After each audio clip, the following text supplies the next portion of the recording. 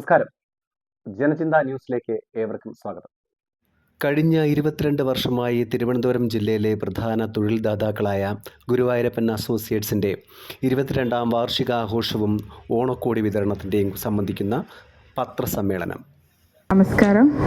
22 വർഷമായി തലസ്ഥാന നഗരിയിൽ 5ഓളം ബ്രാഞ്ചുകളുമായി പ്രവർത്തിക്കുന്ന ഗുരുവായൂരപ്പൻ അസോസിയേറ്റ്സ് എന്ന സ്ഥാപനത്തിൻ്റെ 22ാം വാർഷികാഘോഷവും ഓണക്കോടി വിതരണവും ചികിത്സാ ധനസഹായവും 24/8/2025 ഞായറാഴ്ച 11 മണിക്ക് ഗാന്ധി സ്മാരക നിധി ഹാളിൽ വെച്ച് നടത്തുകയാണ്.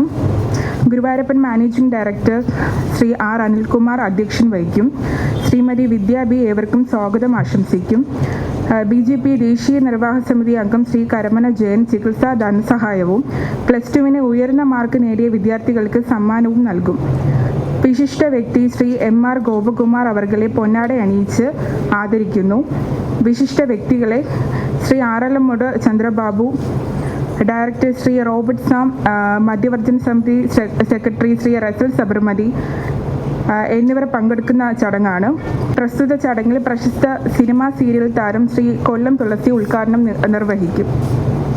Guruvayurappan associates managing director Anilkumar, Guruvayurappan associate manager Akhil, വിദ്യ.